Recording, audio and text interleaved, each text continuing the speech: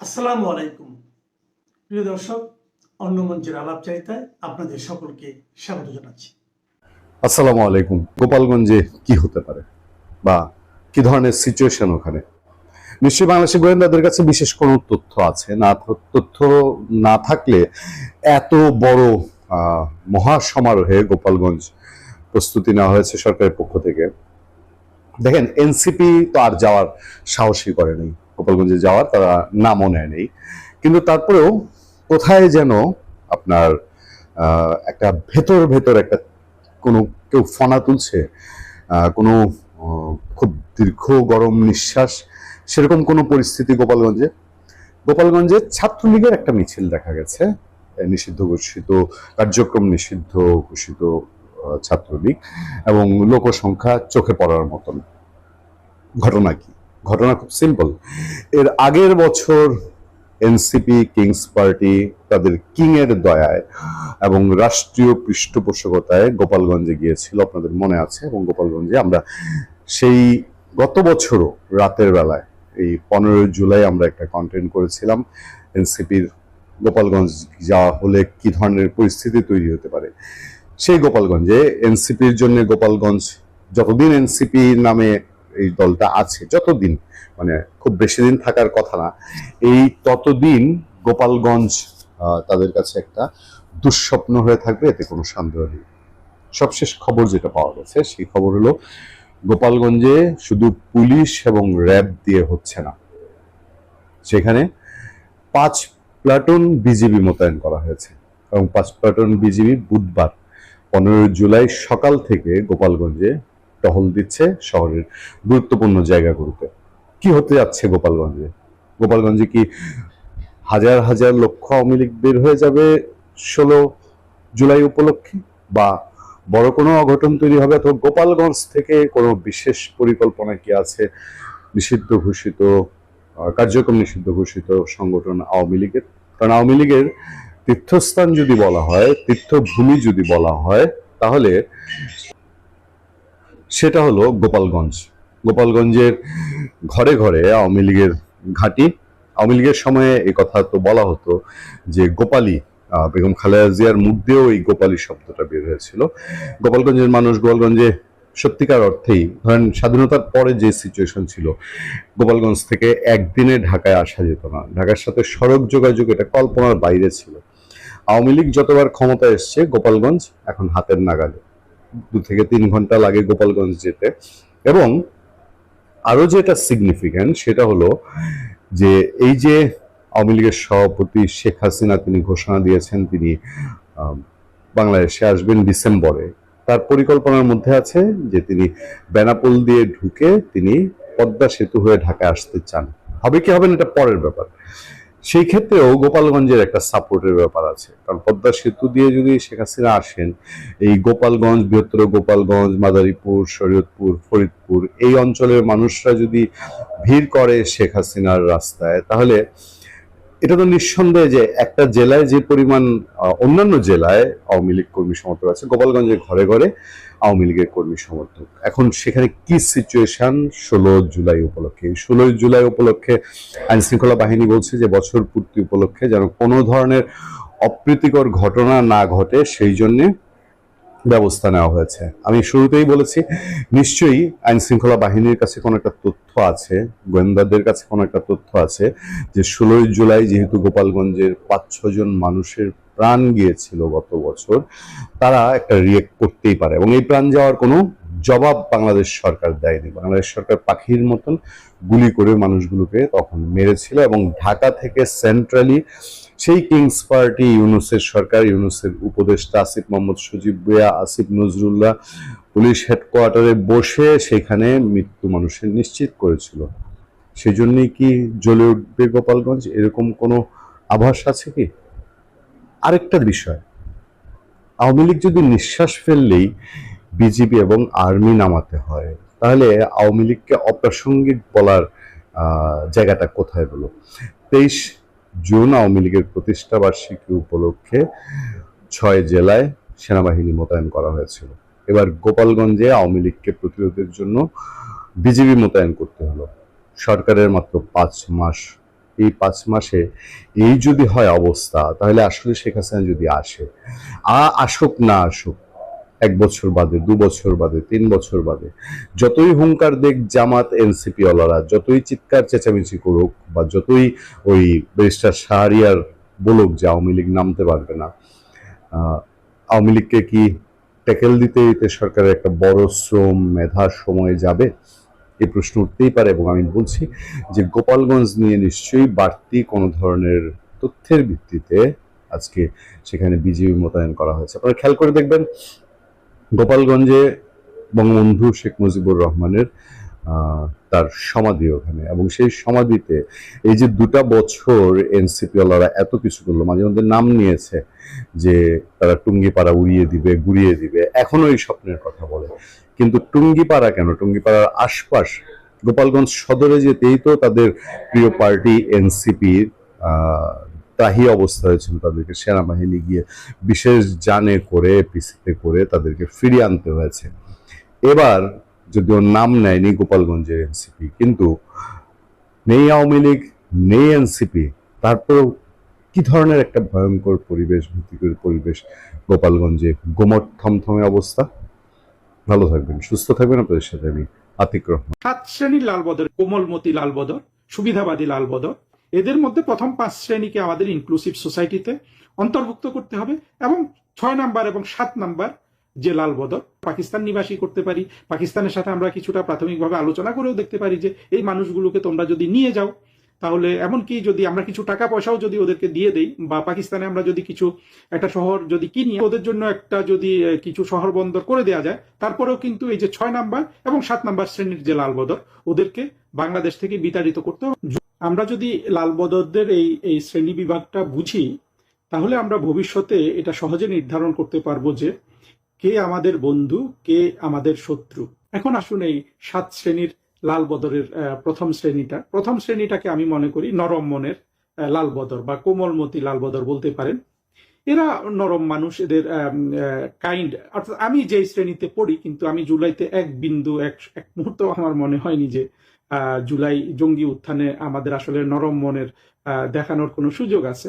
সেটা হলো তারা দেখেছে যে অনেক মানুষ রাস্তায় নেমেছে, বিশেষ করে ছেলে মেয়েদের নামিয়ে দেওয়া হয়েছে বিশ্ববিদ্যালয়ের পেছন থেকে জঙ্গিরা চাকরির নামে, অর্থাৎ সরকারি চাকরিতে কোটা প্রথা বিলোপ করার নামে, যেটা খুবই জনপ্রিয় একটা ইস্যু। তারপরে আপনার এরপরে শুরু করলো বৈষম্য দূর করবে, তারপরে আরেকটা কান্নাকাটি ছিল যে গণতন্ত্র কায়েম করবে, অর্থাৎ নির্বাচনী ব্যবস্থা কায়েম করবে। আপনারা দেখেছেন যে জঙ্গি উত্থানের পরে জঙ্গিরা কিন্তু কোনোটাই করেনি, একটা কাজও করেনি। এমন নগদ প্রতারণা এই ধরনের একটা বড় ধরনের উত্থানের পর পৃথিবীতে খুব কম দেখা যায়। এই কোমলমতি লাল বদরদের অনেকেই কিন্তু আমাদের মুক্তিযুদ্ধের পক্ষের মানুষ। এদের মধ্যে যাদেরকে আমি ব্যক্তিগতভাবে চিনি, তাদের অনেককে আমি স্নেহ করি, ভালোবাসি, আমি তাদের প্রতি মোটেই একেবারেই রাগান্বিত নই। এদের মধ্যে আবার একটা উপশ্রেণী আছে যে তারা ব্যক্তিগতভাবে প্রধানমন্ত্রী শেখ হাসিনার কাছ থেকে ন্যায় বিচার পাননি। শেখ হাসিনার কাছ থেকে বলাটা খারাপ হচ্ছে, ব্যক্তিগতভাবে, অর্থাৎ প্রধানমন্ত্রী শেখ হাসিনার এবং আওয়ামী লীগের সরকার থেকে যে ধরনের কোনো না কোনো ভাবে বঞ্চিত হয়েছেন, তারা ক্ষুব্ধ হয়েছেন। যদি একটা বড় উদাহরণ দেই, আপনারা বুঝতে পারবেন। আমাদের গর্ব বলতে পারেন সবার যে একজন নারী যিনি খুব বিখ্যাত, তসলিমা নাসরিন। আপনারা দেখেছেন যে উনি জুলাই জঙ্গি উত্থানে চেয়েছিলেন যে শেখ হাসিনা সরকারের পতন ঘটুক।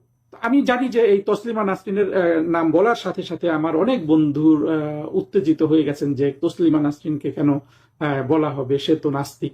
দেখুন, এই জিনিসটা আমি বারবার সবাইকে অনুরোধ করি যে এটা বোঝার চেষ্টা করুন। তসলিমা নাসরিনকে বাংলাদেশ থেকে তাড়িয়ে দেওয়া হয়েছে কারণ তসলিমা নাসরিন জামাতের সমর্থক নয়। কিন্তু জামাতের সমর্থক যেসব নাস্তিক আছে বা ছিল, যেমন ধরুন বদরুদ্দিন ওমর, এই ধরনের অনেক নাস্তিক কিন্তু আছে, ফরহাদ মজহার, সলিমুল্লাহ খান, তাদেরকে তো কেউ বাংলাদেশ থেকে তাড়িয়ে দেয় না, তাই না? দেয় কি? তাহলে আপনি আপনার পক্ষের একজন নাস্তিক, এবং যিনি অনেক বেশি মননশীল, অনেক দয়ালু মনের মানুষ হিসাবে, যিনি অনেক উন্নত না হলে তো আসলে মুক্তিযুদ্ধের চেতনায় সংশ্লিষ্ট হওয়া যায় না। আপনি তসলিমা নাসরিনকে তাড়িয়ে দিবেন। কিন্তু দেখেন, এই যে বদরুদ্দিন ওমর, আগাগোড়া একজন পাকিস্তানি নাস্তিক, অর্থাৎ পাকিস্তানি সেকুলার বা নাস্তিক, সে কিন্তু সুখে শান্তিতে বাংলাদেশে বসবাস করলো, সবাই জানে লোকটা নাস্তিক, কেউ কিন্তু তার গর্দান কর্তন করতে যায় নাই। এই জিনিসটা আপনারা ধর্তব্যের মধ্যে নিবেন না। আপনারা হয়তো বলবেন যে না, বদরুদ্দিন ওমর নাস্তিক, কিন্তু সে তো নবীকে গালি দিত না, আল্লাহকে গালি দিত না, কোরআন সম্পর্কে সমালোচনা করতো না। দেখুন, এই তর্ক বহুদূর নিয়ে যাওয়া যায়। তসলিমা নাসরিন খুব বেশি গালিগালাজ করেছে কোথাও আমরা শুনিনি। আর যে কোনো বিষয়ে তো আমরা বিশ্বাস করি যে যে কারো সমালোচনা করার রাইট আছে। আপনি যদি সমালোচনা গর্দান কর্তন করে বন্ধ করেন, সমালোচনা তো বেড়ে যাবে। আমার এই ভিডিওটা সেই উপলক্ষে নয়, সেই জন্য বলছি না। কিন্তু দেখেন, আসাদ নূরের কাছ থেকে আমি শুনেছি এই যে দ্রিকের যে একটা ছেলে বুড়া আছে, শহীদুল, নাস্তিক শহীদুল, যে ছবি তোলে, এই যে নানান ধরনের অভিনয় করে, সাইকেল নিয়ে ঢাকা শহরে হাঁটে, আপনার প্যালেস্টাইনের পক্ষে, ইসরায়েলের বিরুদ্ধে কি কি করে। এই নাস্তিক বাংলাদেশের সবচেয়ে বেশি কিন্তু এই আল্লাহ, নবী এবং কোরআনকে গালিগালাজ করে, এবং আসাদ নূর নিজে শুনেছে সেটা। এরা দুইজন একসাথে জেলে ছিল, এই শহীদ আর আসাদ নূর। তো আপনি চিন্তা করতে পারেন, এই শহীদ, দ্রিকের যে শহীদ, ওর গর্দান কাটবে বাংলাদেশে, এমন সাহস বাংলাদেশের কারো আছে? আপনি পারবেন? আওয়ামী লীগের যারা গর্দান কর্তন করতে চান, শহীদের গর্দান কর্তন করতে পারবেন? আসলে বিষয়টা, গর্দান কর্তনটা এসছে বাংলাদেশে পুরোপুরি রাজনৈতিকভাবে, রাজনীতি থেকে এসেছে। জামাতের কথা হলো, যেই নাস্তিক আমাকে সমর্থন করবে পাকিস্তানি সেকুলারিজমের মাধ্যমে, সেই নাস্তিককে আমি বুকে ধরে রাখবো। আর আপনি আওয়ামী লীগ আহম্মকের মতো আপনি কিন্তু আপনার মুক্তিযুদ্ধের পক্ষের নাস্তিকগুলোকে ওরাও মেরে ফেলতে চায়, ওরা সবচেয়ে বেশি মেরে ফেলতে চায়, কারণ মুক্তিযুদ্ধের পক্ষের কাউকে তো ওরা রাখতে চায় না। আবার আপনি কিন্তু তসলিমা নাসরিনকেও মেরে ফেলতে চাচ্ছেন। এখানে আপনার বোকামি না? যে মেরে ফেলতে চাচ্ছেন, তসলিমা নাসরিনের গর্দানটা কেটে ফেলতে চাচ্ছেন, তাকেও কিন্তু জামাত গর্দান কেটে দিবে যদি আপনি আওয়ামী লীগের সমর্থন হন। আপনি যত বড় হুজুর হন, যত বড় আপনি ধর্মপ্রাণ মানুষ হন, জামাত কিন্তু সুযোগ পেলে আপনার গর্দানটাও কর্তন করে দিবে। অথচ দেখেন জামাত কত সযত্নে তাদের নাস্তিক হিন্দুগুলোকে রক্ষা করে। এই যে আপনার পিনাকি, তারপরে দেবপ্রিয় ভট্টাচার্য, গৌতম দাস, এদেরকে অনেক সম্মান করে তারা রক্ষা করে না? তাদেরকে, এই যে গৌতম দাসের কিছু দেখি যে জামাতের ছেলে তাকে সুন্দর করে ইউটিউবটা সাজিয়ে দেয়, আর গৌতম দাস কথা বলে। তো জামাতের এই এই এই চাতুর্যগুলো আপনারা বুঝলে, আপনারা কিন্তু এই যে একজন নাস্তিককে দেখেই কিন্তু গর্দান কাটার জন্য উত্তেজিত হয়ে যাবেন বলে আমার মনে হয় না। অধ্যাপক জাফর ইকবাল কতবার বলেছেন যে আমি নাস্তিকও না, আমি কোনোদিন ধর্মের সমালোচনা করিনি। তার গর্দান কিন্তু কাটার জন্য গর্দানে উঠে গিয়েছিল একটা জঙ্গি। সেটা কি শহীদের হয়? শহীদ তো দেখেন যে ঢাকা শহরে সে কিন্তু মাস্তানি করে বেড়াচ্ছে, অলমোস্ট মাস্তানি করে বেড়াচ্ছে। দ্রিকের শহীদকে তো কেউ গর্দান কর্তন করতে যায় না। ফলে আপনাকে এটা বুঝতে হবে যে গর্দান কর্তনটা পুরোপুরি আপনার, এটা রাজনৈতিক ইস্যু করে ফেলেছে পাকিস্তানি ঘাতক বাহিনীগুলো। ফলে শহীদ আল্লাহকে গালি দিলে, কোরআন সম্পর্কে সমালোচনা করলেন, আমাদের প্রিয় নবী হযরত মুহাম্মদ সাল্লাল্লাহু আলাইহি সাল্লামকে শহীদ গালিগালাজ করলে কেউ কিন্তু তার গর্দান কর্তন করতে যায় না। ইদানিং দেখবেন একটা ছেলে, প্রচন্ড লাল বদর, ওর নাম হইল কিশোর পাশা ইমন, নামটা আমি সঠিক বলতে পারছি কিনা। এই ছেলেটা দেখবেন, এই ছেলেটা নাস্তিক। এই ছেলেটাকে আমি পছন্দ করি। এই যে আমি পছন্দ করি বলছি, আপনিও কিন্তু আবার রেগে যাবেন যে ওকে আমি কেন পছন্দ করি। দেখুন, আমার কাজটাই হলো কাউকে ভালোবাসা, পছন্দ করা। ছেলেটা মেধাবী, একটা বাংলাদেশি ছেলে, যদিও পশ্চিমবঙ্গ থেকে এসে শুনেছি। ও তো অনেক কথা সঠিক বলে, অনেক সঠিক কথা বলে দেখে আমি ওকে পছন্দ করি। কিন্তু দেখেন, এই ছেলেটা ইদানিং দেখা যাচ্ছে কারণে অকারণে নবীকে গালি দিচ্ছে, আল্লাহকে গালি দিচ্ছে, কোরআন শরীফ সমালোচনা করছে। অবশ্য যুক্তরাষ্ট্র বা অন্য কোনো পশ্চিমা দেশ থেকে করছে। এবং আমার মনে হচ্ছে এই ছেলেটাকে জামাত নামিয়েছে। জামাত দেখেছে যে পিনাকিরও জনপ্রিয়তা পড়তির দিকে, আর পিনাকি একা কত করবে, কত কষ্ট করছে পিনাকি, যদিও সে যথেষ্ট রুজি রোজগার করছে, জামাত সেই সুযোগ তাকে করে দিয়েছে। মানে অসৎ পথেও দরকার নেই। পিনাকির যে ইউটিউবে যে পরিমাণ আমরা সবাই ওইটা গিলি, তাতে ওর অনেক টাকা হয়ে যায়। কিন্তু তারপরেও কিন্তু পিনাকির জনপ্রিয়তা পড়তির দিকে। তারপরে আবার যে এই ইলিয়াস নামক যে সন্ত্রাসী আছে, ও আর ওইভাবে ইফেক্টিভ না। মাহমুদুর রহমান তো পত্রিকা করছে, সে ইফেক্টিভ, বাট চলছে না। মানে জামাতের আরো দরকার, কনক সারোয়ারেরও তাই। এইখান থেকে আমার মনে হয় যে কয়দিন আগে আবুল কাশেম ফজলুল হক মরে গেল, যে পাকিস্তানি নাস্তিকগুলো আছে, আমার মনে হয় এই ছেলেটাকে জামাত নামিয়েছে এবং বলেছে যে তুমি আল্লাহ, নবী, কোরআন এদেরকে গালিগালাজ করো। দেখেন, এই ছেলে ওগুলা গালিগালাজ করে, আবার কিন্তু এই জুলাইয়ের ব্যাপারে ওর পজিশন কিন্তু খুব ক্লিয়ার যে ও স্বঘোষিত একজন লালবদর, আবার স্বঘোষিত নাস্তিক। দেখুন, এটা আমি বলছি না যে এটা হয়েছে, আমি জানি না, তবে ভবিষ্যতে যদি কোনোদিন এটা আমাদের চোখের সামনে চলে আসে যে এই ছেলেটাকে আল্লাহ, নবী, রাসূল এদেরকে গালিগালাজ করে ওই জুলাইকে সমর্থন করার জন্য যদি তারা নামিয়ে থাকে, কারণ জামাত আমাদের সাথে, আমাদের সমাজে যত ধরনের চাতুর্য করেছে, সেই ধরনের চাতুর্যের মধ্যে এই একটা জিনিস পড়ে আর কি। না হলে একটা ছেলে সব দিক থেকে এত মেধাবী, কিন্তু ওই জায়গায় গেলে সে কুযুক্তি দিতে থাকে। সাধারণত কোনো নাস্তিক তো কুযুক্তি দেয় না, কিন্তু জুলাইয়ের ব্যাপারে এই ছেলেটা কিশোরী, এখনো অল্প বয়সী, অত্যন্ত মেধাবী, এবং সে অত্যন্ত, তার কণ্ঠ, চোখ অত্যন্ত সুন্দর। এবং তাকে আমি তার মেধার জন্য সবকিছুর জন্য তাকে কিন্তু আমি পছন্দ করতে রাজি ছিলাম। কিন্তু ছেলেটা সম্পূর্ণ কুযুক্তি দিয়ে কিন্তু সে জুলাইয়ের সে যে লাল বদর ছিল এটা তো প্রতিষ্ঠিত করেই, এবং প্রধানমন্ত্রী শেখ হাসিনা সম্পর্কে ওর মানে দৈর্ঘ্য প্রস্থ উচ্চতা যতটুকু না তার চেয়ে বেশি বেয়াদবি করে। তো এই জায়গায় আমাদের বুঝতে হবে যে আপনি এই যে আপনার পক্ষের জঙ্গিগুলাকে যে আপনি মারার জন্য আওয়ামী লীগের কর্মী ভাই বোনরা আপনাদের বলছি যে আপনি ভাবছেন যে এর নাম মেরে ফেললে আপনি গুনাহ করছেন, তাহলে জামাত গুনাহ করছে না? কিন্তু জামাত তো মানে বলতে চাচ্ছে যে তারা তারা ইসলাম ধর্ম কায়েম করতে চায়। এখানে ভাই বোন শুনুন, এটা রাজনীতির খেলা, রাজনৈতিকভাবে তারা এটাকে ক্যাপিটালাইজ করছে। ফলে মুক্তিযুদ্ধের আপনি যে তসলিমা নাসরিনের গর্দান কেটে ফেলবেন, আপনি যদি আওয়ামী লীগের সমর্থন হন আপনার গর্দানও কিন্তু জামাত কেটে দিবে। তো এই জিনিসগুলো আপনারা একটু বিচার বিশ্লেষণ করে গর্দান কর্তনের জন্য দাঁড়িয়ে যাবেন। আশা করি সবচেয়ে ভালো হয় গর্দান কর্তনের চিন্তাটা সবাই মন থেকে মুছে ফেললে ভালো। অন্তত আমাদের মুক্তিযুদ্ধের পক্ষের মানুষ তো হবে অসাম্প্রদায়িক। হ্যাঁ, তসলিমা নাসরিন যদি অন্যায্যভাবে সমালোচনা করেন আমরা সেটা জবাব দিব, তার সাথে আলোচনা করব, কিন্তু তাকে তার অধিকার ফিরিয়ে দিব। বাংলাদেশের কোনো মানুষে দেখুন, বঙ্গবন্ধুর আমলে দাউদ হায়দার নামে একজন কবিকে আমরা বিদেশে পাঠিয়ে দিয়েছি, কি না কি করেছে, কি লিখেছে আমি জানি না, এরকম একটা, কিন্তু পরে শুনেছি যে এমন কিছু তিনি লিখেননি। তা আমরা এই দাউদ হায়দার কিন্তু আজীবন, বঙ্গবন্ধু সরকার ওনাকে নির্বাসিত করেছেন, কিন্তু আজীবন মুক্তিযুদ্ধের চেতনার প্রতি উনি কিন্তু লয়াল ছিলেন, সেখান থেকে কখনো ফিরে যাননি। অথচ আপনারা দেখেন জামাতের জঙ্গি নাস্তিক গুলাকে আপনারা কিছুই করতে পারেন না। এই যে আহমদ সফাও নাস্তিক ছিল, বাট ও তো নাই। সলিমুল্লাহ খান, ফরহাদ মজার, দ্রিকের শহীদ, কিংবা আরো অনেক আছে, অসংখ্য, এগুলো তো বলে শেষ করা যাবে না। ওই যে একটা ছেলে ইয়েতে পালিয়ে গেছে সুইডেনে, কি তাসনিম খলিল, তো ওদেরকে তো কেউ কল্লা কাটতে যায় না, তাই না? আপনারা এখানে বোকামি করছেন না? আমার কথা হলো যে দেখুন, আমরা কারো কল্লা কাটবো না। জুলাই জঙ্গিরা এবং এরা চাতুর্যের সাথে মিথ্যা বলে সমাজকে বিপথে নিয়েছে, বাংলাদেশকে ধ্বংস করেছে। আমরা প্রেমের পথে, সম্প্রীতির পথে বাংলাদেশকে উদ্ধার করব। এই ছিল আমার সংক্ষেপে প্রথম শ্রেণীর লাল বদরের কাহিনী। দ্বিতীয় শ্রেণীর লাল বদরটাকে আমি সুবিধাবাদী হিসাবে দেখি। এরাও সেকুলার, এরা আছে, কিন্তু এদের কাছে ব্যক্তিগত স্বার্থটা অনেক বড়। উদাহরণ না দিলে আপনারা বুঝবেন না। এই শ্রেণীতে ঠিক আওয়ামী লীগের যারা লাল বদর হয়ে গিয়েছিল, সেই আমাদের এখন যিনি সাজা বলতে পারি অন্যায্যভাবে জেলে আটক আছেন আসাদুজ্জামান নূরের ছেলে মেয়ে, এরকম নাকি 14 গোষ্ঠী তার সব লাল বদর হয়ে গিয়েছিল। আমরা আলী জাকেরের ছেলেকে দেখেছি লাল বদর হয়ে যেতে। এইভাবে যত আওয়ামী লীগের অনেক আছে, নাম বলে আর আমি দুটো নাম বলবো তারপরও চিহ্নিত করার জন্য। দেখবেন এখন আমরা যদি, আমি ওই দিন ফেসবুকে চিৎকার করতে দেখলাম, একটা ছেলে আছে না, কি যেন নাম, জয় মামুন, সাংবাদিক, বিখ্যাত সাংবাদিক, সে চিৎকার করছে যে জুলাইতে আমরা প্রতারিত হয়েছি, ওরা লাল বদর হয়েছিল। বা আরো আমার খুব প্রিয় আনিস আলমগীর, সেও লাল বদর হয়েছিল, এবং সে আবার এটাও পোস্ট দিয়েছিল, এটা সবাই, যে শেখ হাসিনা আর ফিরে আসবে না।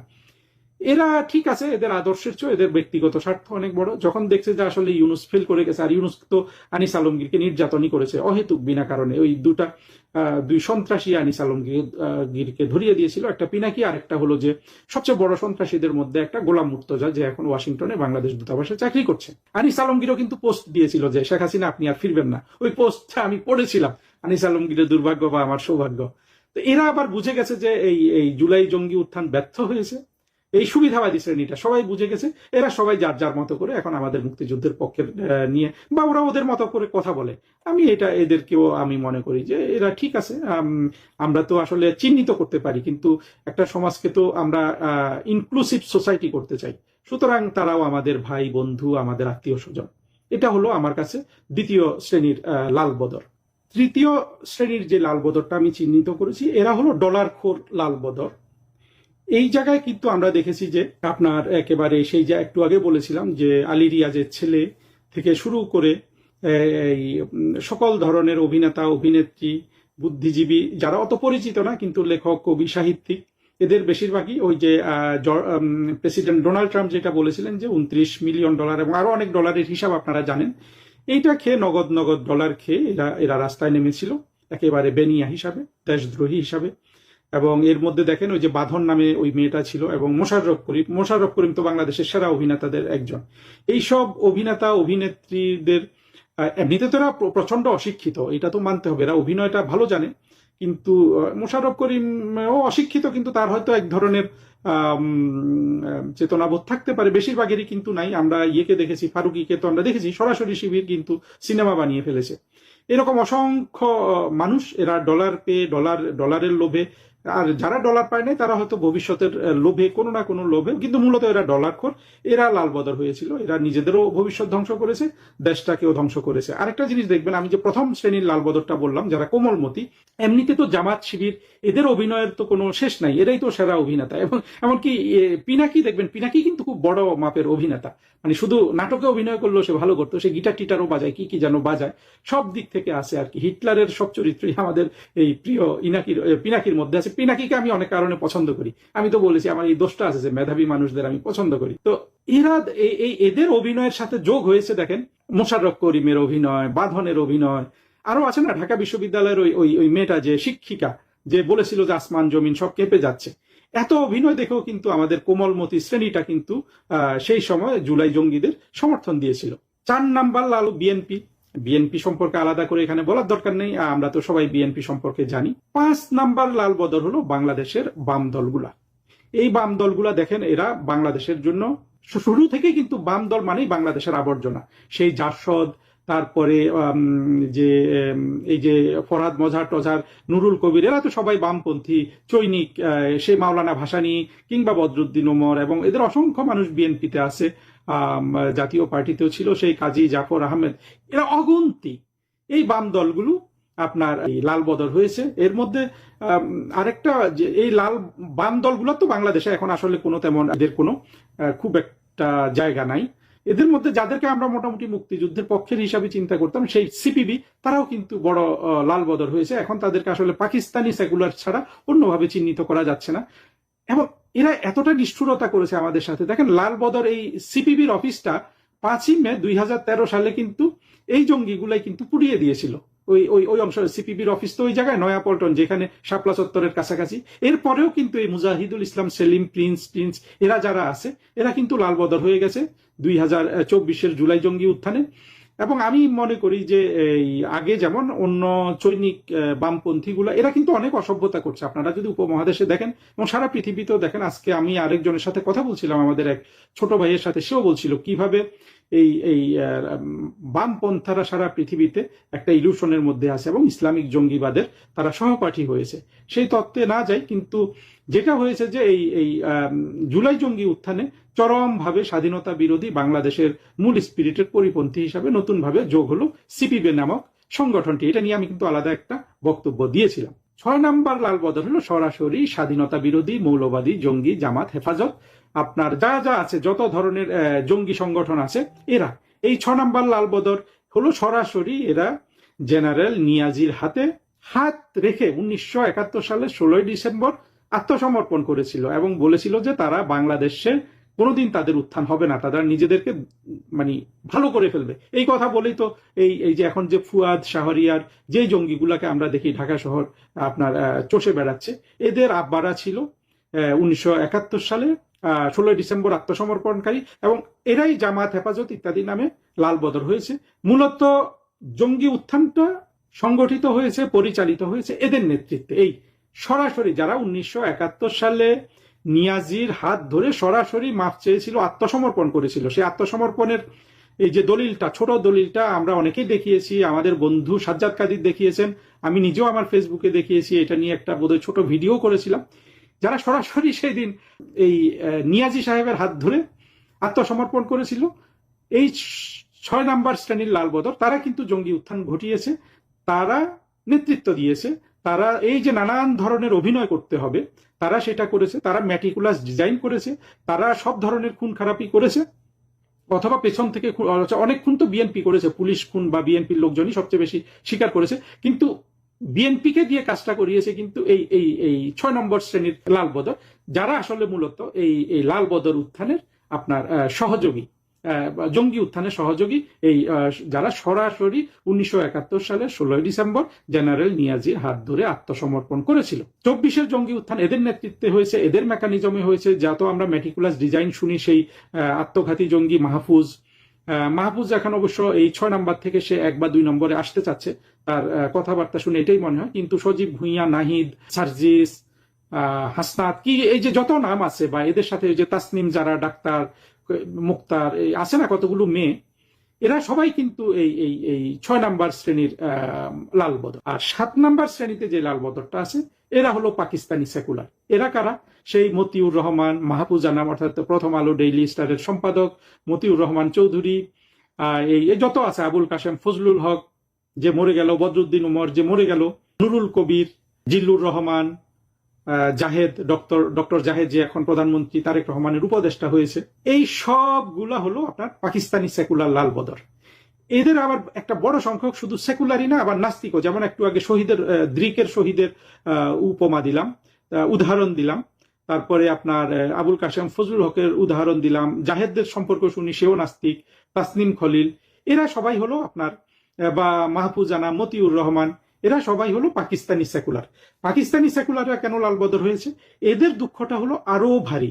এরা সবাই মুসলিম সাম্প্রদায়িকতার কারণে নিজেরা নাস্তিক হওয়া সত্ত্বেও 1947 সালে পাকিস্তান চেয়েছিল। যেই 1971 সালে বঙ্গবন্ধু পাকিস্তানকে ভেঙে বাংলাদেশ করলেন, এরা কিন্তু মানসিকভাবে রাষ্ট্রহীন এবং উদ্বাস্তু হয়ে গেল। এদের দুঃখটা এতই গভীর যে এরা এই যে শ্রেণীটা 6 নাম্বার যে শ্রেণীটা বললাম, যারা 1971 সালে নিয়াজির হাত ধরে আত্মসমর্পণ করেছিল, এরা কিন্তু আবার এদেরকে খুন করে ফেলবে যদি এরা একটা রাষ্ট্র পায় একসাথে।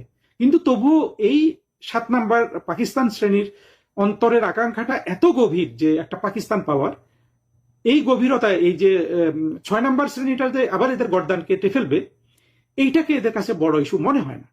যেহেতু জামাত এদের আবার গর্দান কাটে না, এদেরকে লালন পালন করে, ফলে এরা হলো লাল বদর এবং এরা বাংলাদেশের চিহ্নিত শত্রু।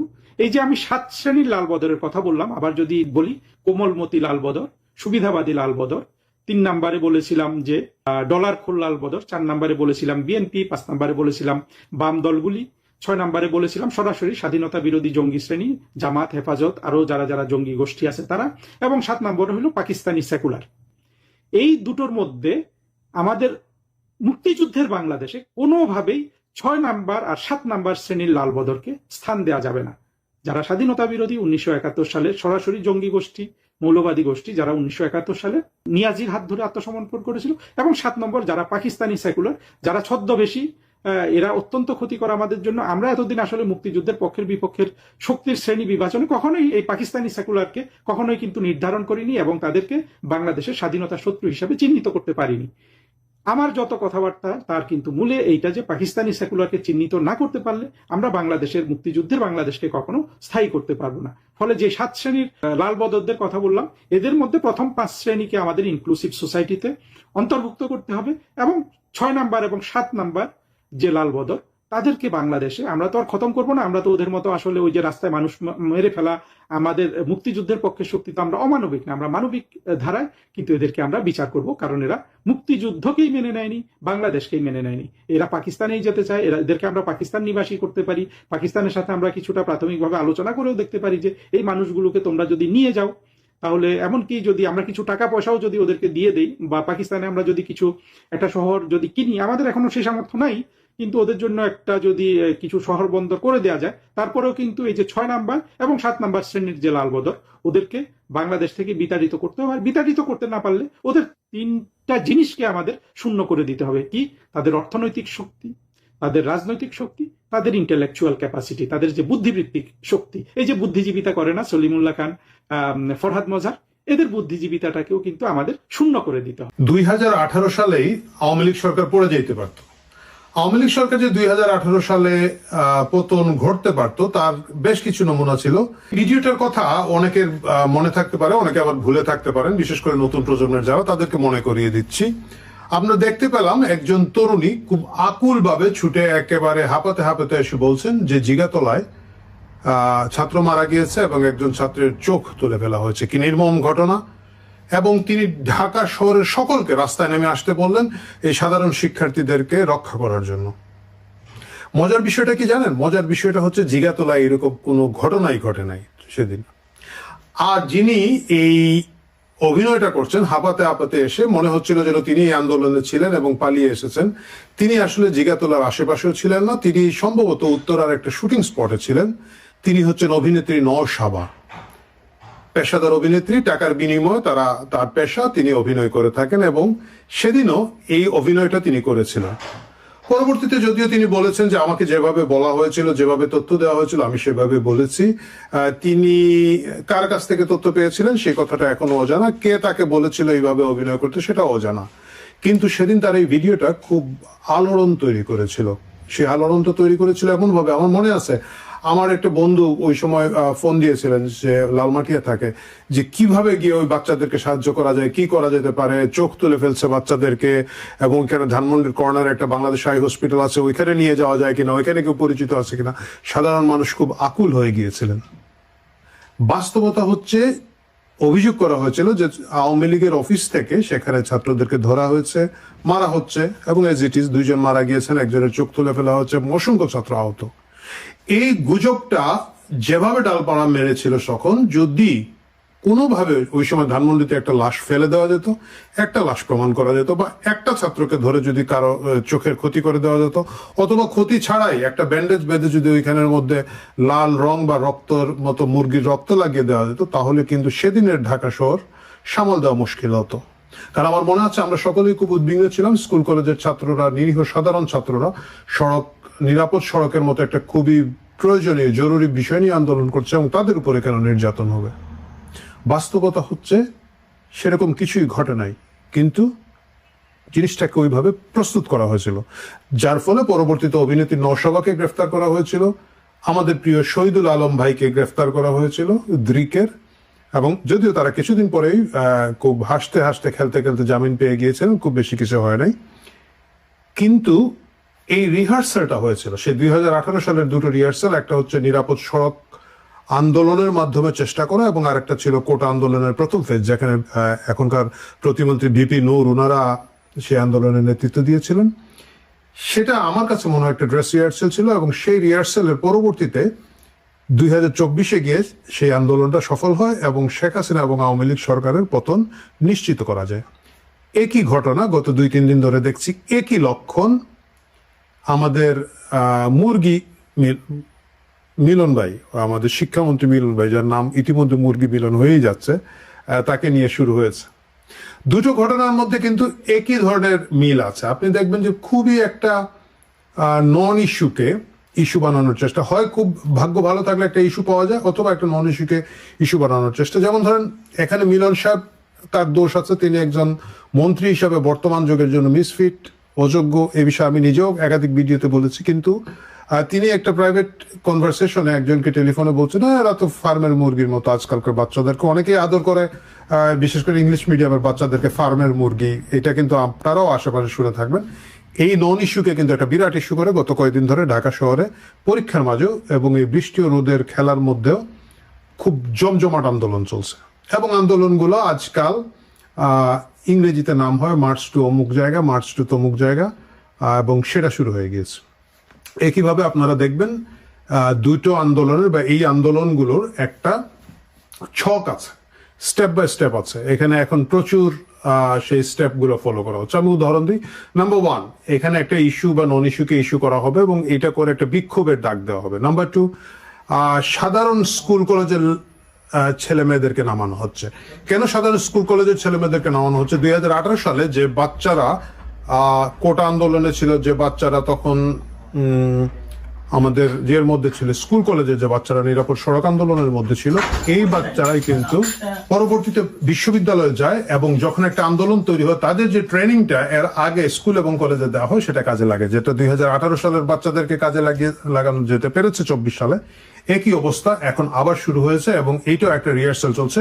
বিশ্ববিদ্যালয়ের ছাত্রছাত্রীরা এটার মধ্যে ইনভলভ হচ্ছে না। আপনারা দেখবেন একেবারে কলেজের স্বাভাবিক এইচএসসি পরীক্ষার্থীরা এখানের মধ্যে আন্দোলন করছেন, কিন্তু ইতিমধ্যে আপনারা সোশ্যাল মিডিয়ায় দেখেছেন প্রচুর স্কুলের বাচ্চাদেরকে এখানে দেখা যাচ্ছে, যারা বিভিন্ন কলেজের আইডি কার্ড গলায় নিয়ে ঘোরাফেরা করছে এবং আন্দোলনের মধ্যে আছে। এটা হচ্ছে ছকের দ্বিতীয় অংশ।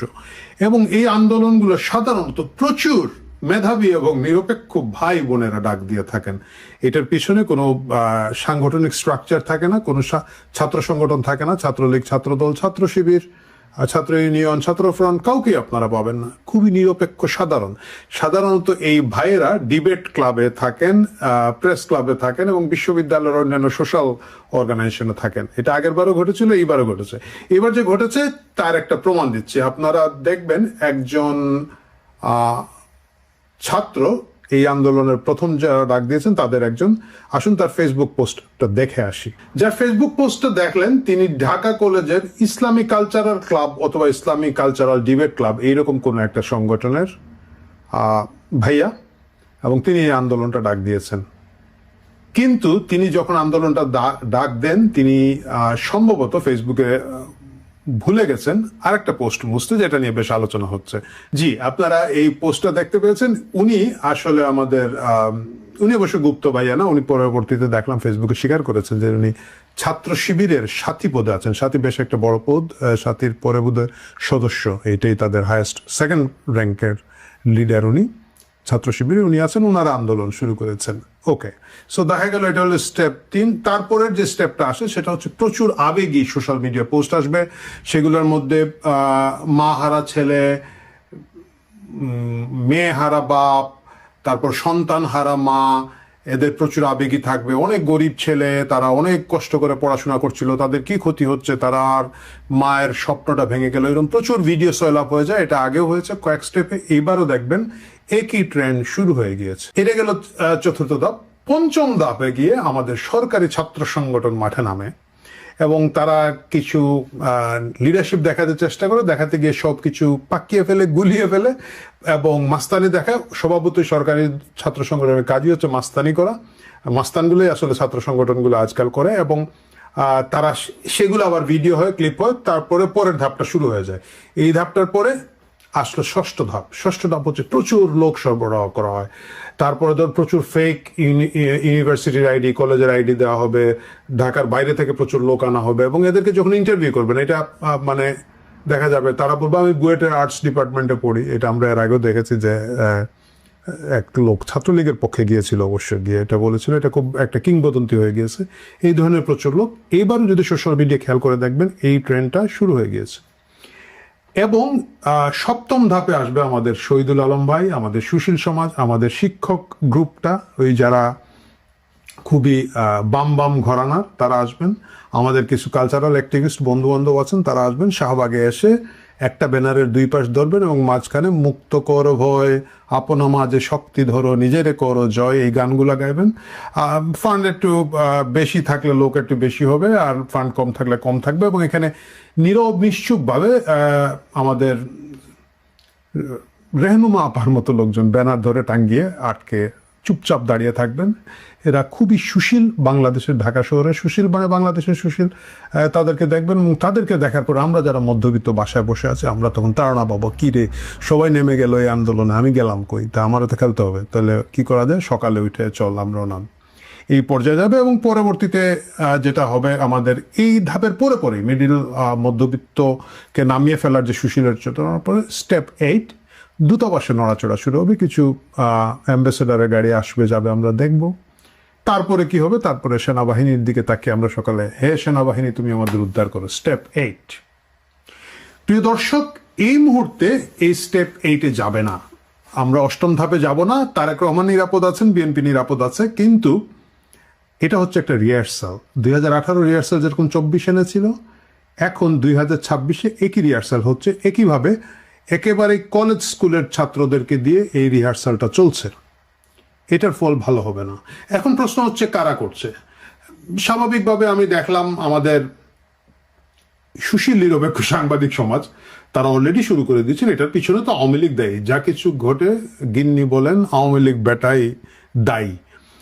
আওয়ামী লীগ দায়ী, কিন্তু আমরা একটু আগে দেখলাম আন্দোলনের ডাক দিয়েছেন জামাত শিবির। এখন প্রশ্ন হচ্ছে কেন তারা এই আন্দোলনটা আবার করছে।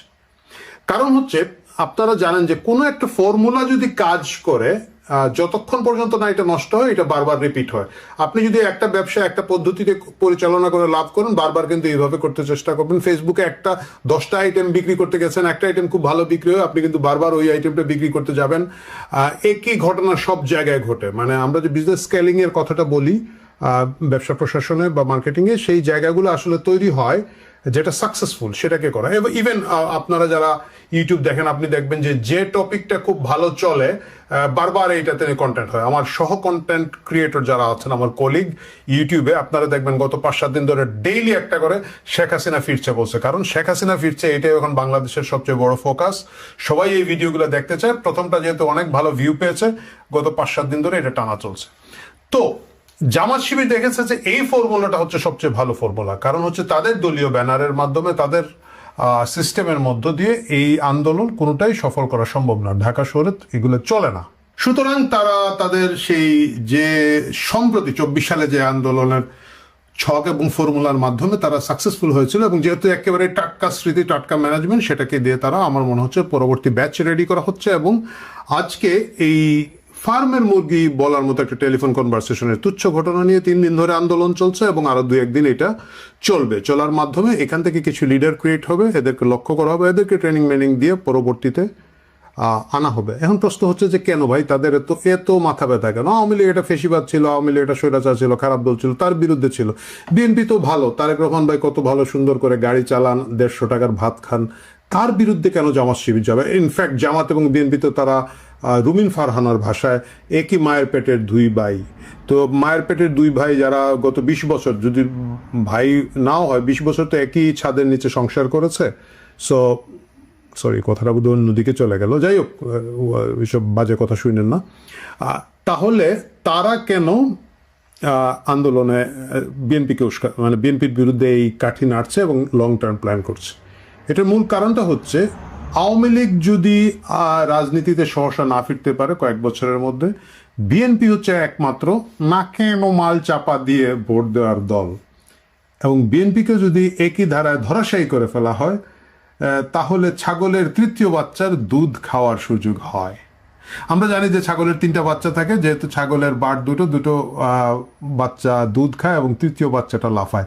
এখন একটা 3য় বাচ্চা লাফাচ্ছে। যারা এইবার ভেবেছিল দুধ খাবে, কিন্তু সচেতন বাঙালিরা তাদেরকে দুধ খেতে দেয় নাই। কিন্তু যে 2টা ছাগলের হৃষ্টপুষ্ট বাচ্চা দুধ খাচ্ছিল, এর মধ্যে আওয়ামী লীগকে আউট করে দেওয়ার একটা সিস্টেমে ফেলে দেওয়া গেছে। বিএনপিকে যদি ফেলে দেওয়া হয়, এবং বিএনপিকে ফেলে দেওয়া বোধহয় আরো সহজ, বিএনপির দুর্বলতা আরো বেশি, এবং সেটা যদি ফেলে দেওয়া হয়, তাহলে ছাগলের 3য় বাচ্চাটা দুধ খাওয়ার সুযোগ পায়। সুতরাং এখন এইচএসসি পরীক্ষার্থীদের যে আন্দোলনটা চলছে, এটাকে শুধুমাত্র সাধারণ আন্দোলন হিসেবে দেখার সুযোগ নাই। আমি জানি এটা শোনার সাথে সাথে কয়েক হাজার লোক আমার কমেন্টে গালাগালি করবেন, বকা দিবেন, কিন্তু মুশকিলটা হচ্ছে কি জানেন, 18 সালে আমরা এই ধরনের ইঙ্গিত দিয়েছিলাম, 24 সালেও ইঙ্গিত দিয়েছিলাম, এবং আপনারা অনেকেই দেখবেন যে অনেক বোকা তোতা, মানে ডাম প্যারট, বোকা তোতা বললেই তো বুঝতেছেন, পরে মাথা চুলকে বলে, আগে বুঝি নাই, আমরা প্রতারিত হয়েছি। সুতরাং আরেকবার বললাম, আরেকবার গালি খাবো, গরিবের কথা বাসি হলে ফলবে হয়তো।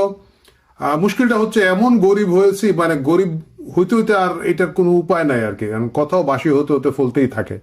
দেখা যাক ফলে কিনা না, আমরা আশা করি না ফলুক। আমরা চাই না যে যারা বারবার ঘুঘু তুমি খেয়ে যাও ধান বলে এসে ধান খেয়ে যায়, এইসব ঘুঘুরা যেন আরেকবার এসে ধান খাওয়ার সুযোগ না পায়।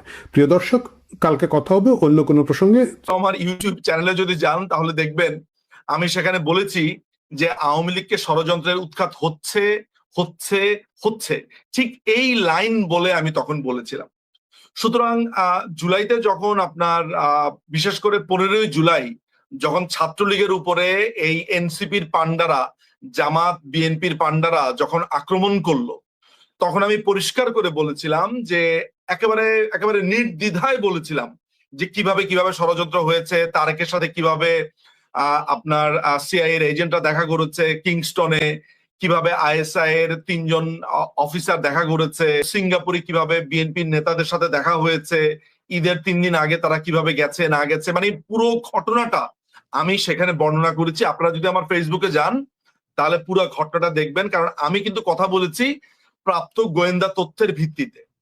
এখন আমরা যারা ধরেন একটু, আমি যদিও প্রচলিত অর্থে সাংবাদিক না, আমি আইনজীবী, কিন্তু আমার প্রচুর সোর্স আছে, বিশেষ করে সেনাবাহিনীতে বলেন, পুলিশে বলেন, বিভিন্ন জায়গাতে আমার সোর্স আছে। আমি ওই সোর্সের মাধ্যমে নানান ধরনের তথ্যের মাধ্যমেই আসলে একটা সিদ্ধান্তে উপনীত হয়েছিলাম। যে বাংলাদেশ আওয়ামী লীগ তথা বাংলাদেশ সরকারকে উৎখাতের ষড়যন্ত্র হচ্ছে। তো আমাকে যখন প্রশ্নটা করা হয়েছে যে জুলাই একটা ষড়যন্ত্র কিনা নাকি একটা আন্দোলন, এটা আমাকে কেন বলতে হচ্ছে? আমি তো যদ্দূর মনে করতে পারি যে 2024 সেপ্টেম্বরের 27 তারিখে যখন ইউনূস জাতিসংঘে গেল, তখন মাহফুজকে পাশে রেখে সে নিজেই বলল যে এটা একটা মেটিকুলাসলি ডিজাইন প্ল্যান। আমাকে কোনো কিছু বলে দিতে হয়েছে, এটা ইউনূস নিজের মুখে বলেছে। এবং এই ঘটনার মাস্টারমাইন্ড হিসেবে জঙ্গি সর্দার, তাদের ওই ঘটনার অন্যতম জঙ্গি পৃষ্ঠপোষক নেতা মাহফুজকে তারা পরিচয় করে দিয়েছে, যে কিনা হিজবুত তাহরির হয়ে যে কিনা গ্রেফতার হয়েছিল তারও 3 বছর আগে। ফলে জুলাই যে একটা ষড়যন্ত্র, জুলাই এই মানে আমি যে শুধুমাত্র আপনার ইউনূস কি বলেছে সেটির সাথেও যদি আমি বাদ দেই, পরবর্তী সময় আপনারা দেখেছেন যে আসিফ মাহমুদ সজীব ভুইয়া, যে পরবর্তী সময় তথাকথিত দখলদার বাহিনীর উপদেষ্টা হয়েছিল, সে বলেছে যে তারা অস্ত্র রেডি রেখেছিল, অস্ত্র তাদের কাছে ছিল। এবং আপনাদেরকে আরেকটা তথ্য আমি দিতে চাই, 2024 তো 2025 সামটাইমস ইন ফেব্রুয়ারিতে আমি রাশান একটা সোর্সের সাথে আমার সেন্ট্রাল লন্ডনে একটা ছোটখাটো শুধুমাত্র আমার এমবিসির এক ভদ্রলোকের সাথে আমার তখন একটা বৈঠক হয়, আমার সাথে তার কথা হয়। এবং সে আমাকে স্পেসিফিক্যালি বলেছিল যে তোমাদের সরকারকে তৎকালীন সময় উৎখাতের জন্য মিয়ানমার দিয়ে একটা বড় অস্ত্রের চালান এসেছিল, যেটা ইউক্রেনের জন্য এই অস্ত্রগুলো আমেরিকা থেকে এসেছিল। আমি সেই ভদ্রলোকের নাম উল্লেখ করব না। আমার মনে হয় এই কথাটা আমি অনেকবার টকশোতে বলেছি যে রাশান একটা সোর্স আমাকে পরিষ্কারভাবে জানিয়েছিল। আপনাদেরকে আরেকটা তথ্য আমি দিতে চাই, এইটা বলে যে ইলেকশনের কারণ এটা হচ্ছে 15ই ডিসেম্বর রাশান মারিয়া জাকারোভা একটা সংবাদ সম্মেলনে পরিষ্কার করে বলেছিল যে বাংলাদেশে একটি কালার রেভলিউশন হবে এবং কলেজ স্কুল কলেজের ছাত্রছাত্রী, ইউনিভার্সিটির ছাত্রছাত্রী দিয়ে এই কালার রেভলিউশনটা করা হবে যদি ইলেকশনের ফলাফল আমেরিকার পক্ষে না যায়। সো এইগুলো তো রাশান সোর্স থেকে বলা হয়েছিল। ব্যাপার হচ্ছে বাংলাদেশের মিডিয়া সেটা 2 দিন পরে অর্থাৎ 17 ডিসেম্বর সেটা পিক আপ করে এবং এটা নিয়ে বাংলাদেশে ব্যাপক কথাবার্তা হয়। এখনো যদি মারিয়া জাকারোভা দিয়ে আপনারা সার্চ দেন রাশান সংবাদ সন্ধ্যা TAAS, তাহলে আপনারা সেটা পাবেন। তো আমি কিন্তু তারও আগে অর্থাৎ 2023 সালের সেপ্টেম্বর মাসে বাংলাদেশ আওয়ামী লীগের একজন গুরুত্বপূর্ণ ব্যক্তিকে আমি 3টি স্ক্রিনশট দেই আপনার হোয়াটসঅ্যাপের, এবং তাকে পরিষ্কার করে জানাই যে নারায়ণগঞ্জের 2 জন পুলিশ অফিসার, মানে পুলিশের খুবই ঊর্ধ্বতন কর্মকর্তা কি কি ষড়যন্ত্র করছে, তারেক রহমানের সাথে তাদের কি কি কথাবার্তা হয় সেটা আমি সোর্সকে জানাই। এবং আপনারা এটাও জানবেন যে আমি গোয়েন্দা সংস্থাকে আমি মনে করতে পারি, আমি আপনাদেরকে একটু দেখে বলবো, সেপ্টেম্বরের আমি একটু দেখে আপনাদেরকে জানাই, আমি ব্যক্তিগতভাবে দাঁড়ান আমি আপনাদেরকে তারিখটা বলছি,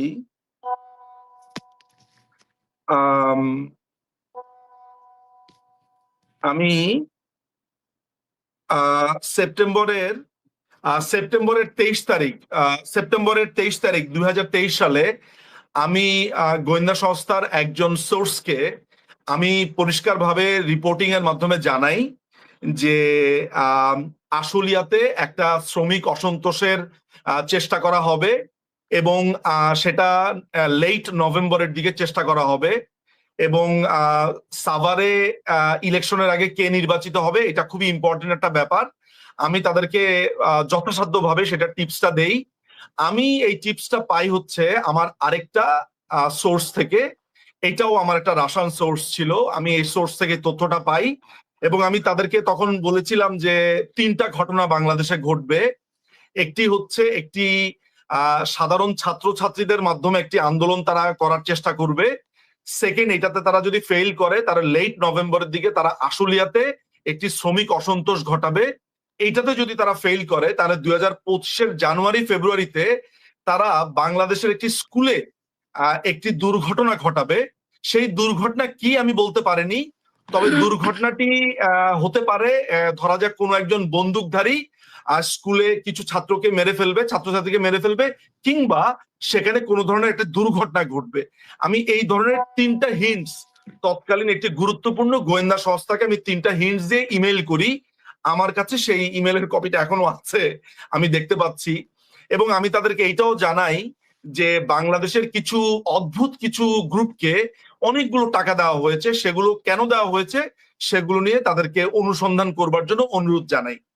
তো আমি জানি না পরবর্তী সময় সেটা তৎকালীন সেই সময় মাননীয় প্রধানমন্ত্রী শেখ হাসিনাকে জানানো হয়েছিল কিনা, এবং তবে এইটা আমি বলি, আমার কাছে মনে হয় জানানো হয়নি, কারণ আমি একটি আলাপচারিতা রেফার করতে পারি যেখানে মাননীয় প্রধানমন্ত্রী এই ঘটনাগুলোকে মনে করতে পারছিলেন না। তিনি বলেছেন যে এই ধরনের কোনো কিছু আমার মনে পড়ছে না, তখন মানে যখন আমি কথা বলেছি। তার মানে ওই সময়টাতে গোয়েন্দা সংস্থাগুলো রিপোর্টগুলো দিয়েছে কিনা, বলেছে কিনা আমি নিশ্চিত না। তবে আমি একেবারে ব্যক্তিগতভাবে 2023 সালের সেপ্টেম্বর মাসে এই 3টি ঘটনা তখন তৎকালীন গোয়েন্দা সংস্থাকে আমি জানিয়েছিলাম, আমি আমার রাশান সোর্স থেকে যে তথ্যগুলো পেয়েছি সেটার মাধ্যমে। ফলে এইসব ঘটনা যদি আমি 2023 সালেই জেনে যাই, বা 2023 সালে যদি আমি জিনিসগুলোকে দিয়ে ইমেল করি, তাহলে বুঝতেই পারেন যে এটি যে একটি ষড়যন্ত্র ছিল। আসসালামু আলাইকুম রহমতুল্লাহি ওবরকাতুহু। সম্মানিত দর্শক, 2026 সালের ডিসেম্বর মাসে শেখ হাসিনা বাংলাদেশে ফিরবেন, এরকম খবর এখন চারিদিকে মৌ মৌ করছে। আপনারা তো বুঝেন মৌ মৌ শব্দের অর্থটি কি। যখন কোনো একটি আকর্ষণীয় গন্ধ, কোনো একটি আকর্ষণীয় বর্ণ, বা কোনো একটি যাকে বলা উৎসবের আমেজ, অথবা ভীতিকর কোনো একটি বিষয় চারিদিকের সব কিছু প্রকৃতি এবং পরিবেশকে রীতিমতো উত্তেজিত রাখে, তখন বাংলা ভাষায় সেটিকে বলা হয় মৌ মৌ করছে। এটার ইতিবাচক দিকও আছে, নেতিবাচক দিক আছে। খুশিতে মৌ মৌ করছেন, থরথর করে কাঁপছেন ভয়ে, আতঙ্কে, এরকম।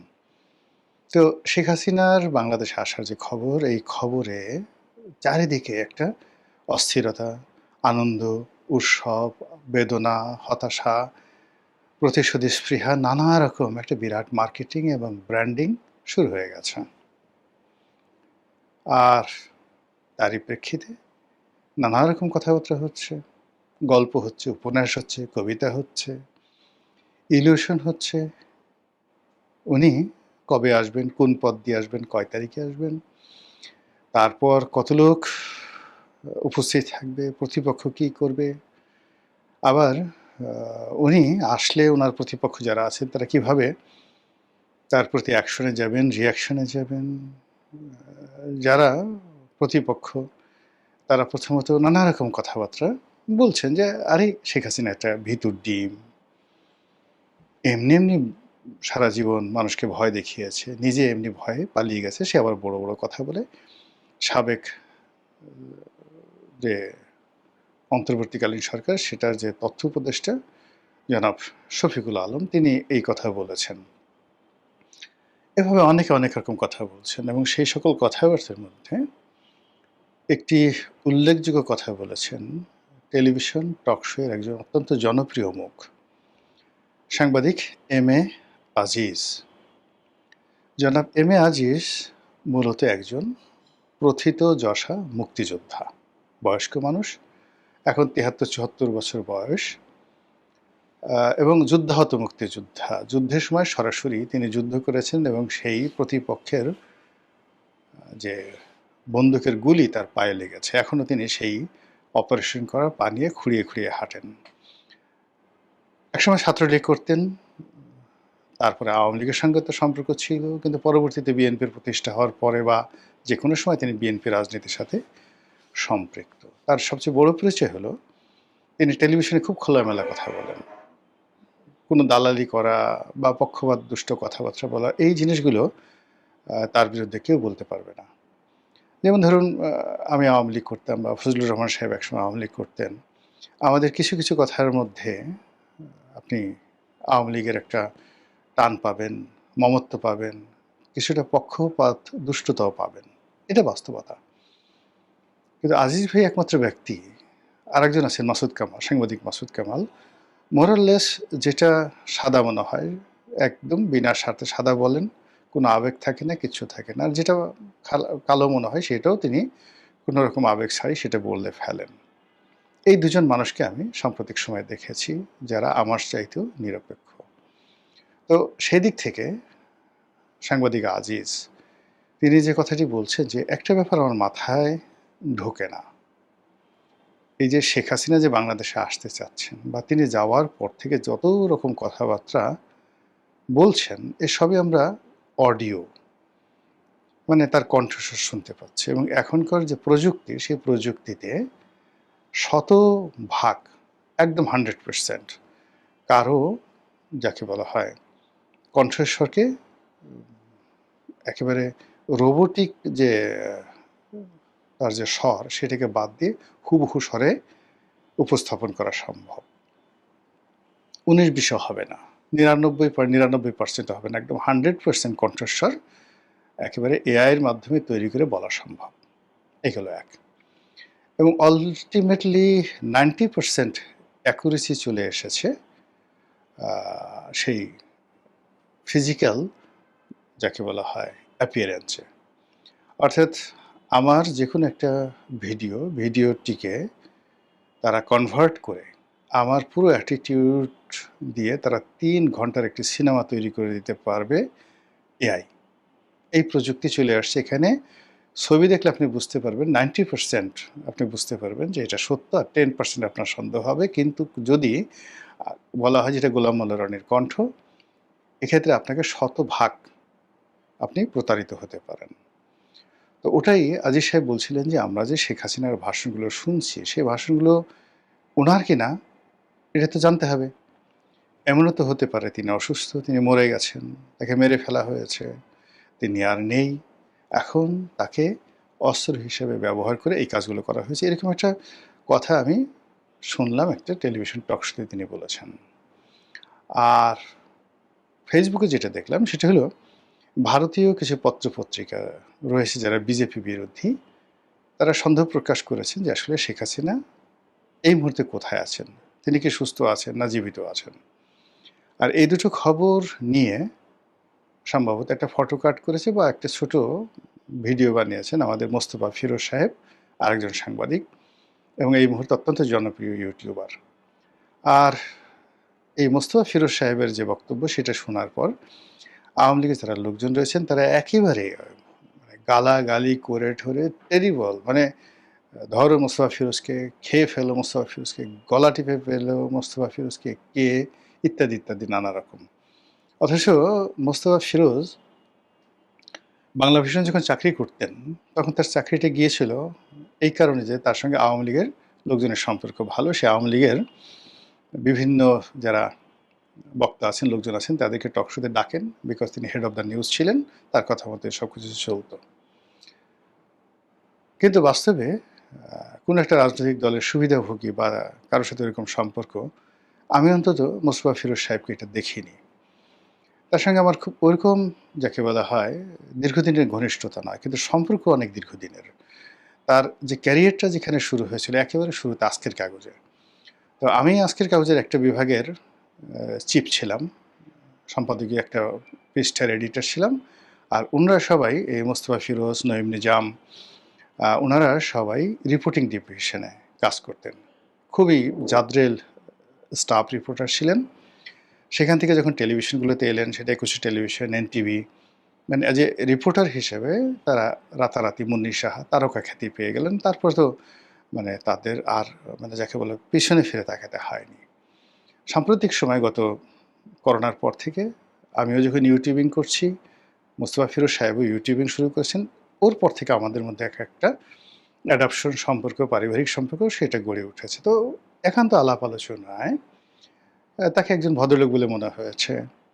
তারপর ঝামেলায় জড়াতে চান না, জামাতকে খুবই ভয় পান, পার্সোনালি জামাতকে ভীষণ রকম ভয় পান, এবং এতটা ভয় পান যে এই নির্বাচনের আগে সামহাও তার একটা সন্দেহ হয়ে গিয়েছিল যে জামাত সম্ভবত ক্ষমতায় চলে আসবে। এই জন্য তার সে যে কী আকুতি, বিনিদ্র রজনী, তো সেই কারণে কি হলো যে বিএনপি যখন ক্ষমতায় এলো তখন বেশ তিনি আন্দোলিত ছিলেন।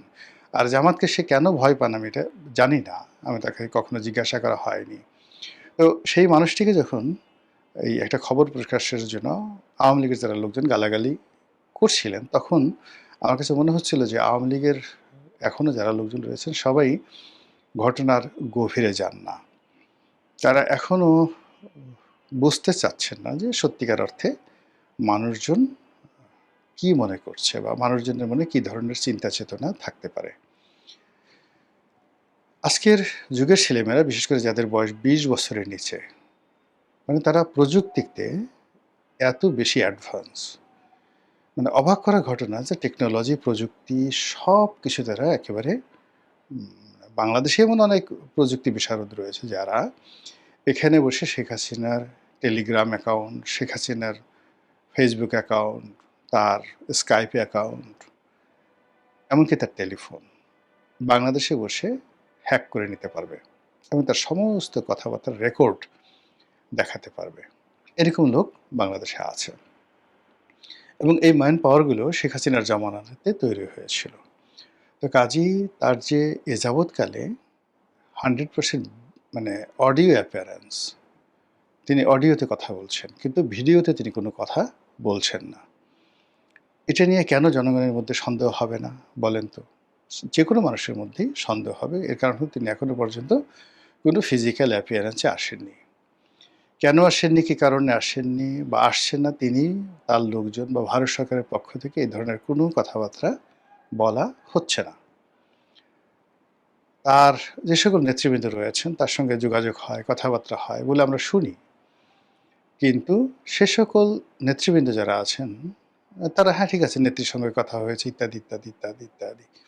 তো এটাও এখন এমন একটা প্রযুক্তির বিষয় হয়ে গেছে যে বিশ্বাসযোগ্যতা অর্জন করার জন্য, ধরুন আমার একটা টেলিফোন, শুধুমাত্র একটা, দুটো, তিনটে টেলিফোন আছে এখানে রইল এবং যে কোনো লোক টেলিফোন করলো, ওই টেলিফোনে তার সঙ্গে আমার যে এআই প্রযুক্তি, সেই প্রযুক্তি তার সঙ্গে প্রতিটি কথার যে উত্তর এবং একেবারে সঙ্গে সঙ্গে উত্তর দেওয়ার মতো অবস্থা রয়েছে SMS থেকে শুরু করে সব জায়গাতে। আপনি চিন্তা করুন, প্রযুক্তি এমন একটা জায়গাতে চলে আসছে, এরা এখন নিজেরা বন্ধুত্ব করে ফেলেছে। অল রোবট, চীনের রোবট, ইসরায়েলের রোবট আর ভারতের রোবট, ধরুন তারা বন্ধুত্ব করে ফেলেছে। এই 3 রোবট মিলে তারা চিন্তা করছে যে কি করে চীনের সেন্ট্রাল রিজার্ভ থেকে টাকা চুরি করা যায়। প্রযুক্তি এখন এরকম ভয়ঙ্কর একটা জায়গাতে চলে আসছে। তো কাজে সেই প্রযুক্তির যুগে শেখ হাসিনার যে ফিজিক্যাল অ্যাপিয়ারেন্স, সেই ফিজিক্যাল অ্যাপিয়ারেন্স আমরা যেহেতু গত 2 বছরে দেখিনি, কাজেই এটা নিয়ে গুজব হতে পারে, অতি স্বাভাবিক গুজব হতে পারে এবং সেই কারণে আমাদের সংবাদপত্র জগতের যারা কর্তা ব্যক্তি তারা এই কথা বলতে পারেন যে আসলে তিনি সুস্থ আছেন কিনা, জীবিত আছেন কিনা বা আসলে তিনি আসবেন কিনা, এটা তো পরের ব্যাপার। এই বিষয়গুলো নিয়ে আলাপ আলোচনা হতে পারে। তো ঘটনা যাই হোক না কেন, মূল ব্যাপারটা হলো যে তিনি যদি কৌশলগত কারণে নিজেকে না দেখান, তারও অনেক যুক্তি যেভাবে আছে। আবার ধরুন তার একেবারে তাকে নিজে সন্দেহ করা আছে, তার কোনো অস্তিত্বই নেই, তিনি অসুস্থ বা তিনি নেই বা তিনি দুনিয়া থেকে ইন্তেকাল করেছেন, ইন্না লিল্লাহি ওয়া ইন্না ইলাইহি রাজিউন। এবং সেক্ষেত্রে যে সকল কথাবার্তা হচ্ছে সেটা এক ধরনের বিজনেস হতে পারে, ভারতের একটা পলিসি হতে পারে, আওয়ামী লীগের টিকে থাকার একটা পলিসি হতে পারে, ইত্যাদি ইত্যাদি নানা রকম কারণ হতে পারে। কিন্তু রাজনীতির মতো একটা ট্রান্সপারেন্ট বিষয়ে এই বিষয়গুলো সরাসরি না বললে অনেক সমস্যা তৈরি হয়ে যায়। তাছাড়া মানবজাতির ইতিহাসে এখন নয়, সে আদিকাল থেকেই জনপ্রিয় প্রভাবশালী যারা ব্যক্তিবর্গ রয়েছেন তারা হয়তো অনেক সময় মারা গেছেন, কেউ যুদ্ধক্ষেত্রে বা কোনো পরিবেশ পরিস্থিতিতে। এরপরে ক্ষেত্র বিশেষে 2 বছর, 3 বছর, 4 বছর, 5 বছর পর্যন্ত সেই তথ্য গোপন রাখা হয়েছে। প্রাসাদের মধ্যে ছিলেন, কবর হয়ে গেছে কিন্তু বাইরের লোক জানতে পারেনি। এর মধ্যে নতুন ধরুন রানী গর্ভবতী, বাচ্চা হয়েছে, প্রসব হয়েছে, 5 বছর তার বয়স হয়েছে, এরপর হঠাৎ করে একদিন ঘোষণা দিয়ে তারপর সেই নবজাতককে বা শিশুকে সিংহাসনে বসানো হয়েছে। এরকম অসংখ্য ঘটনা ঘটেছে। তো কাজেই এই যে শেখ হাসিনা এখানে আলোচনা হচ্ছে, এটার ইতিবাচক দিক আছে, নেতিবাচক দিক আছে। আমি ইতিবাচকও বললাম না, নেতিবাচকও বললাম না, কিন্তু যে বিষয়গুলো নিয়ে তিনি এই কথা বলার পরে আলোচনা সমালোচনা হচ্ছে তারই একটা অংশ আপনাদের কাছে তুলে ধরলাম। মহান আল্লাহ আমাদের সবাইকে হেদায়েত দান করুন এবং হেফাজত করুন। আসসালামু আলাইকুম রহমতুল্লাহি ওয়া বারাকাতুহু।